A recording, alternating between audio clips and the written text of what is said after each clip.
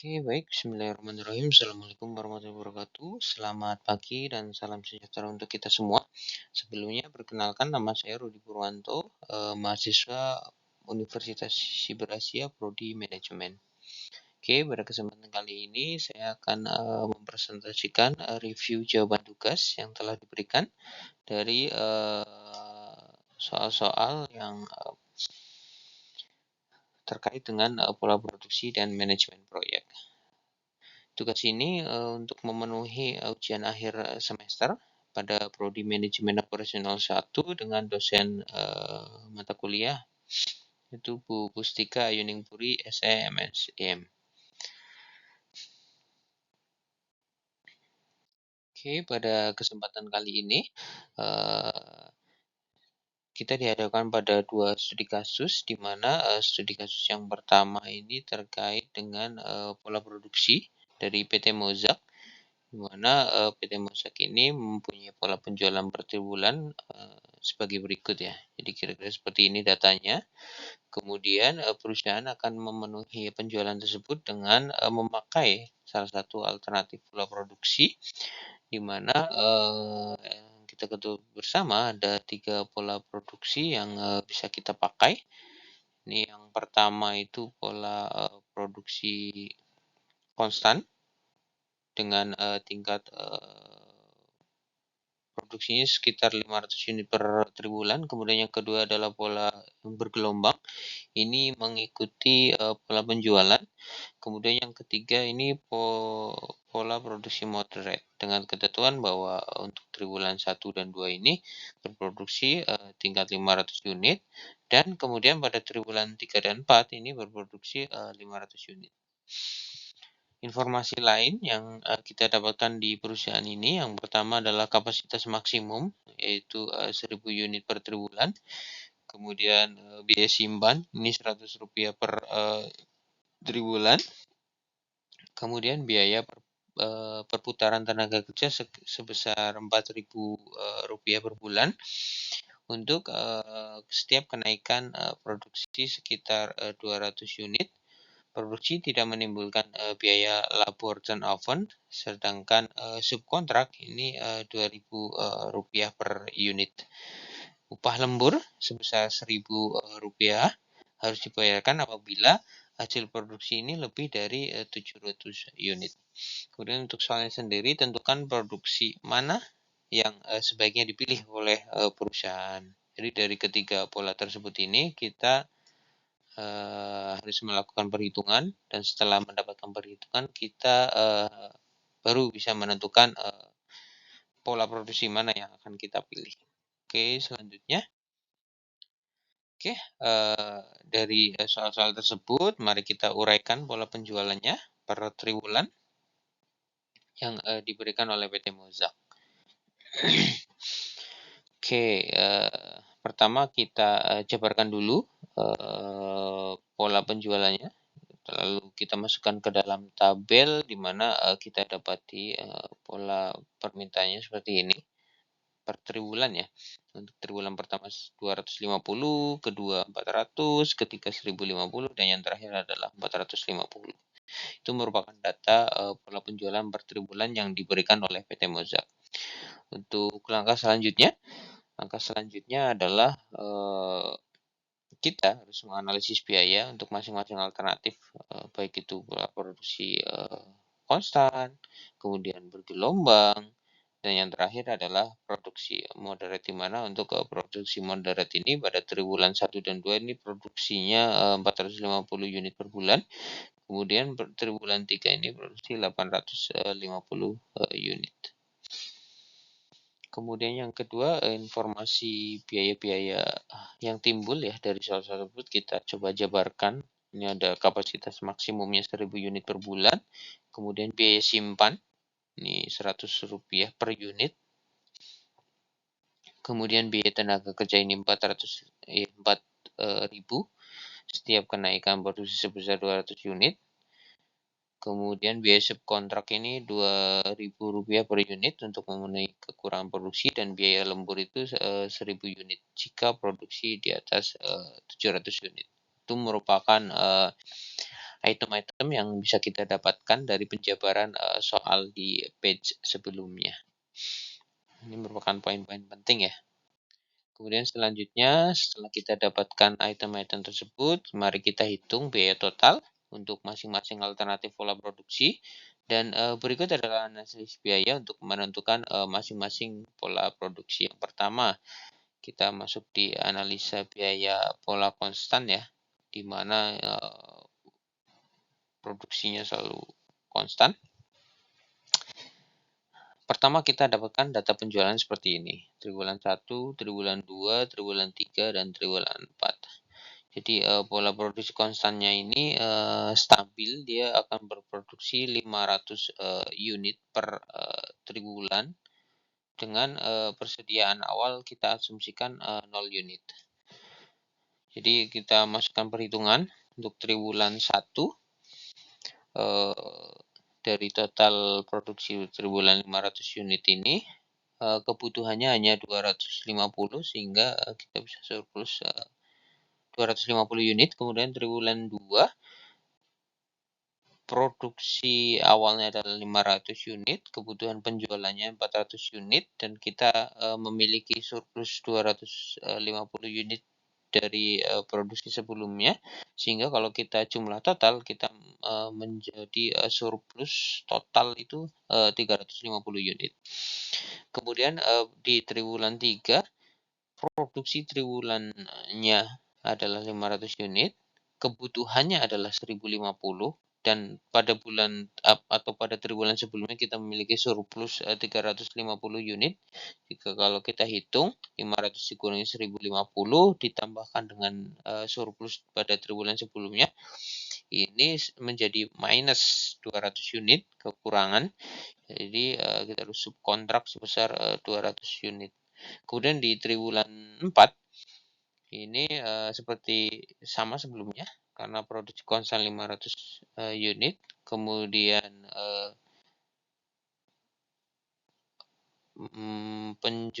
permintaan yang dibutuhkan itu 450 unit, kita kurangi, dan masih dengan kekurangan di triwulan sebelumnya ini 200 unit. Artinya kalau kita total ya, produksi hanya 500 unit, sementara permintaan sebesar 650, sehingga kita memiliki kekurangan 150 unit atau kekurangan subkontrak ya kita menyebutnya. Kira-kira seperti ini gambaran yang kita dapatkan dari perhitungan persediaan akhir ya per triwulan kita memiliki kekurangan sebesar 150 unit. Kemudian untuk biaya-biaya yang muncul, yang pertama biaya simpan, ini pada triwulan 1 totalnya adalah kita karena ada surplus 250 unit, kita harus menyimpannya dengan dikalikan biaya simpan, ini Rp100 per unit, jadi total biaya simpan yang muncul di triwulan 1 ini sebesar Rp25.000. Kemudian di triwulan 2 ini kita memiliki surplus 350 unit, dikalikan dengan total biaya simpan per unitnya sebesar Rp100, sehingga kita mendapatkan biaya simpan yang dibutuhkan adalah Rp35.000. Kemudian untuk triwulan 3 dan 4 ini karena kita malah minus, jadi tidak ada biaya simpan yang muncul, sehingga total biaya simpan ini hanya terjadi pada triwulan 1 dan 2, dan kita jumlahkan ini totalnya 60.000. Jadi total biaya simpan yang muncul dari pola produksi konstan adalah sebesar Rp60.000. Kemudian yang selanjutnya ini biaya subkontrak. Ini pada triwulan 1 dan 2 seperti yang kita dapatkan pada data sebelumnya. Ini tidak ada biaya penambahan subkontrak. Biaya subkontrak yang muncul ini kita dapatkan hanya pada triwulan 3 dan 4. Besarannya adalah seperti ini. Di triwulan 3 200 unit dikalikan dengan biaya subkontraknya 2.000. Jadi totalnya adalah 400.000. Kemudian yang di triwulan keempat ini 150 unit dikalikan 2.000 biaya yang muncul. Ini totalnya adalah Rp300.000. Jadi biaya subkontrak yang muncul dari pola produksi konstan totalnya adalah Rp700.000. Kemudian biaya lembur ini muncul di pada data sebelumnya. Biaya muncul ini akan muncul jika produksinya lebih dari 700 unit, dan di data yang kita dapatkan ini karena dia konstan hanya 500 unit per tribulan, jadi tidak ada biaya lembur. Biaya lemburnya ini 0. Kemudian biaya perputaran tenaga pun 0 karena tidak ada perubahan produksi, biayanya 0. Kemudian biaya, jadi setelah kita dapatkan semua rincian biaya tersebut, kita coba total. Ada biaya simpan sebesar 60.000, kemudian biaya subkontrak sebesar 700.000, untuk biaya lembur dan perputaran tenaga ini 0. Jadi total ditambahkan dengan semuanya, ini total menjadi 60.000 ditambah dengan 700.000, ini total adalah 760.000. Jadi kesimpulannya, dengan produksi konstan ini sebesar 500 unit per tribulan, total biaya produksi yang dikeluarkan adalah 760.000. Kekurangan produksi pada triwulan 3 dan 4 ini diatasi dengan subkontrak, sedangkan kelebihan produksi pada triwulan 1 dan 2 ini disimpan sehingga menimbulkan biaya penyimpanan. Oke, itu garis besar dari pola produksi konstan yang kita dapatkan. Kemudian yang selanjutnya yaitu analisis biaya memakai pola bergelombang dengan mengikuti pola penjualan. Oke, pertama tentu kita jabarkan dulu data produksi dan permintaan ya, seperti biasa, karena ini merupakan time guidance kita untuk melakukan analisis perhitungan. Triwulan 1, 2, dan 3 permintaan seperti ini, 250, 400, 1050, dan 450. Sedangkan produksi unitnya ini mengikuti dari permintaan gitu ya. Seperti itu. Jadi selisihnya akan 0. Oke, kita masuk ke biaya atau perhitungan biaya yang muncul. Yang pertama adalah biaya simpan. Karena produksi sama dengan permintaan setiap bulan, jadi secara perhitungan ini tidak ada persediaan di akhir. Jadi biaya simpannya adalah 0. Kemudian biaya perputaran tenaga ini di triwulan 1 dan 2 produksi naik dari 250 menjadi 400. Kenaikannya sekitar 150 unit. Jadi tidak ada biaya karena biaya dihitung per 200 unit. Jadi ini masih di bawah perhitungannya. Kemudian triwulan 2 ke 3 produksinya naik dari 400 unit menjadi 450. Kenaikannya cukup tinggi sampai dengan 650 unit, sehingga biaya perputaran tenaganya ini menjadi ada. Kita memakai perhitungan seperti ini. Jadi total kenaikan dibagi dengan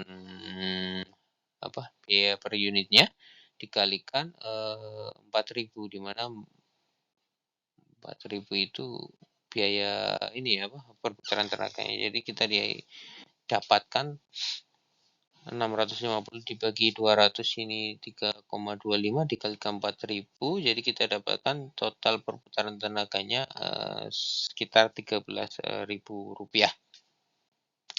Kemudian di triwulan 3 ke 4 ini produksinya turun jadi dari 1.050 menjadi 450. Ini tidak ada biaya karena penurunan produksi tidak menimbulkan biaya. Total perputaran tenaganya 13.000 ya. Tadi dari triwulan 2 ke triwulan 3. Ini. Oke, selanjutnya biaya lembur. Lembur terjadi jika produksi lebih dari 700 unit. Jadi ini terjadi hanya di triwulan 3, di mana produksinya ini meningkat menjadi 1.050 unit dengan total yang harus dilemburkan ini sekitar 350 unit. Biaya lembur di triwulan 3 ini per unitnya ini 1.000. Jadi totalnya dikalikan 350 dikalikan 1000, ini didapatkan angka di 350.000 rupiah. Itu merupakan biaya lembur yang muncul dari pola bergelombang di triwulan 3. Subkontrak. Oke, di triwulan 3 produksinya naik, sementara kapasitas maksimum adalah 1000. Jadi kita kelebihan 500 unit per kelebihan 50 unit. Jadi ini perlu di subkon. Biaya subkonnya adalah 2.000 rupiah per unit. Jadi kita langsung dikalikan 50 unit yang perlu subkon dikalikan dengan 2.000 rupiah per unit biaya yang muncul, sehingga totalnya adalah 100.000 rupiah. Itu merupakan biaya yang harus dibayarkan kepada subkon. Kemudian yang terakhir, total biaya untuk bergelombang. Kita total biaya merupakan penjumlahan dari semua biaya yang muncul. Ada biaya simpan, ini nilainya 0. Kemudian biaya perputaran tenaga kerja, ini nilainya 13.000 rupiah. Kemudian yang ketiga ada biaya lembur, ini 350. Dan biaya subkon totalnya adalah 100.000. Jadi total biaya yang muncul ini adalah 463.000 rupiah. Itu merupakan biaya total jika kita memakai pola produksi bergelombang. Kemudian yang selanjutnya, analisis biaya produksi, pola produksi moderat ya. Ini kurang, sorry, mohon maaf. Oke, yang terakhir adalah analisis biaya pola produksi moderat dengan ketentuan bahwa di triwulan 1 dan 2 ini berproduksi 450 unit, dan kemudian pada triwulan 3 dan 4 ini berproduksi 850 unit. Kira-kira kita step awalnya tetap kita masukkan dalam tabel agar datanya bisa kita pakai dengan akurat ya. Yang harus dihitung tentu yang pertama adalah biaya simpan. Biaya simpan per unitnya per triwulan adalah 100.000. Jadi untuk biaya simpannya seperti ini. Ini kita lihat ya, stok akhir di triwulan 1 itu 200, kemudian di triwulan 2 250, kemudian di 3 itu 50, dan yang terakhir di triwulan 4 itu 450. Biaya simpannya adalah 100 rupiah, sehingga kita masukkan semua nilai nilai ini ya, nilai selisihnya, kita kalikan masing-masing triwulan 1, triwulan 2, triwulan 3, dan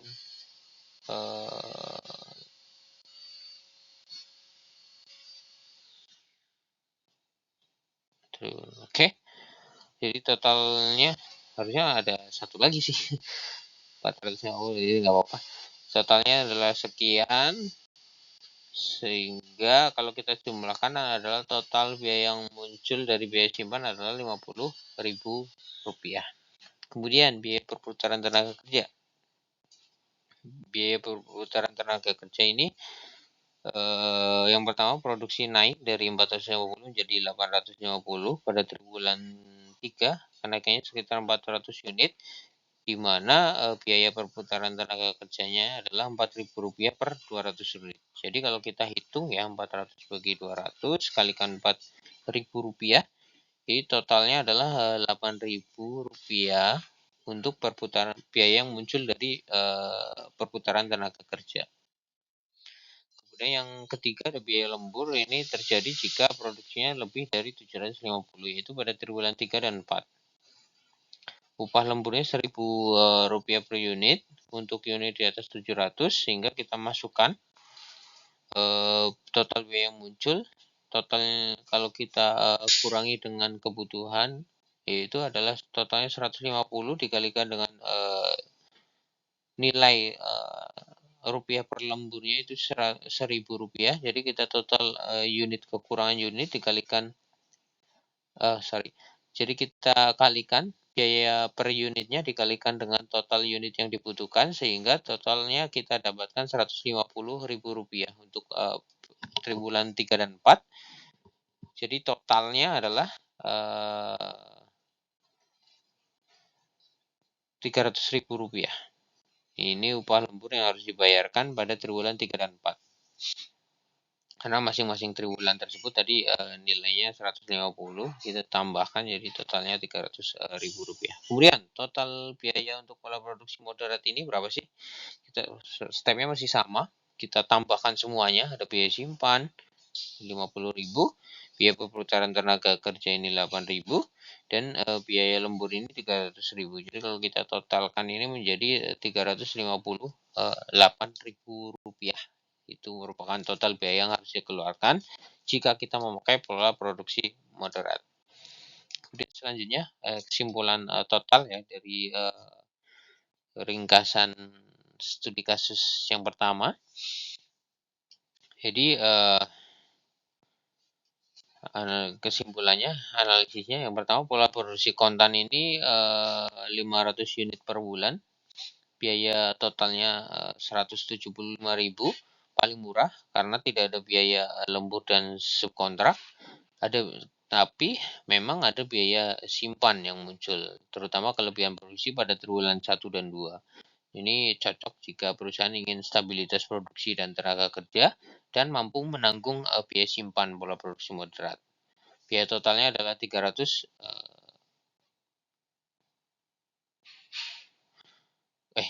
Kemudian yang kedua, pola produksi moderat 450 unit 1 dan 2, kemudian yang 850 unit di 3 dan 4. Jadi ini lebih murah dibanding pola bergelombang karena mengurangi subkontrak dan optimalkan simpanan. Kemudian ini masih ada biaya lembur di triwulan 3 dan 4 karena produksinya lebih dari 700 unit. Ini cocok ya jika perusahaan ingin menyeimbangkan biaya simpan dan tenaga kerja serta menghindari biaya subkon. Yang terakhir adalah pola produksi bergelombang. Ini mengikuti permintaan. Totalnya adalah 463.000 biaya yang muncul. Ini tidak ada biaya simpan. Kemudian karena produksi ini sesuai dengan permintaan. Tapi menimbulkan biaya lain seperti biaya tenaga kerja, lembur, dan juga subkon yang tinggi. Jadi jika tidak ingin menanggung biaya penyimpanan ini cocok, tetapi siap membayar lebih untuk subkon dan tenaga kerja tambahan. Jadi rekomendasinya dari PT Mossack sebaiknya memilih pola moderat karena lebih fleksibel dibanding pola konstan, kemudian menghindari subkon yang tinggi seperti pola bergelombang, lebih stabil, dan manajemen tenaga kerja. Tapi kalau emang pertimbangan lainnya adalah dari total biaya yang minimum, maka ya tentu konstan ini merupakan yang paling murah, seperti itu. Artinya pola produksi ini perlu menyesuaikan juga dengan kebutuhan ya. Entah yang pertama tentu kebutuhannya apa, biaya simpankah, biaya tenaga kerjakah, biaya lemburkah, atau biaya total. Seperti itu. Ya, rekomendasi ini tentu pertimbangan pribadi dari mahasiswa ya. Oke, selanjutnya studi kasus 2 terkait manajemen proyek, yaitu perkiraan waktu untuk pembuatan lini produksi pada sebuah pabrik elektronik di Tangerang dengan datanya sebagai berikut. Kegiatannya A sampai dengan G, waktunya masing-masing adalah demikian. Kemudian pendahulunya ini A, pendahulunya juga seperti ini polanya ya. Oke, dari data tersebut kita diminta yang pertama adalah menggambarkan jaringan proyek. Kemudian yang kedua adalah kita harus menghitung slack time dan tunjukkan jalur kritis pada proyek ini. Oke, kita langsung masuk pada jawaban soal. Untuk menyelesaikan kasus manajemen proyek ini, kita akan melakukan beberapa langkah. Yang pertama, menggambarkan jaringan proyek. Kita membuat diagram, dan diagramnya seperti ini. A dan B tidak memiliki pendahulu, bisa mulai bersamaan. C bergantung pada A. Kemudian D dan E ini bergantung pada B dan C. Kemudian F ini bergantung pada D. Seperti ini. Kemudian G ini bergantung pada E dan F. Langkah 2, menghitung slack. Oke, oh sorry, ini tadi harusnya masuk di jaringan proyek ya. Tapi oke, mohon maaf ini salah masukkan. Oke, untuk menghitung slack time dan menurunkan jalur kritis ini kita harus mengikuti langkah-langkah perhitungan, diantaranya adalah identifikasi semua jalur proyek, kemudian menghitung mulai awal, early start kurangi ES, dan selesai paling awal, early finish. Hitung mulai paling lambat, late start atau LS, dan waktu penyelesaian paling lambat atau late finish atau LF. Hitung slack time, kemudian yang terakhir adalah menentukan jalur kritis. Oke, hasil perhitungan menunjukkan detail waktu mulai dan selesai slack time untuk setiap aktivitas. Jadi untuk menghitung slack time rumusnya seperti ini. Hasil perhitungannya detail waktu selesai slack time sesuai untuk setiap aktivitas. Ini berikut adalah ringkasannya.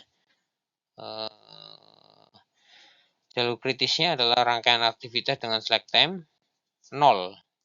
Kalau kita lihat ini slacknya, yaitu A, kemudian C, kemudian D, kemudian F, dan terakhir adalah G. Jalur ini menunjukkan waktu minimum untuk menyelesaikan proyek, yaitu total waktu yang dibutuhkan adalah 29 jam. Oke, itu ya rangkuman jawaban dari tugas yang diberikan. Mudah-mudahan menjadi tambahan pengetahuan bagi kita semua, khususnya buat saya. Kurang lebihnya mohon maaf. Assalamualaikum warahmatullahi wabarakatuh.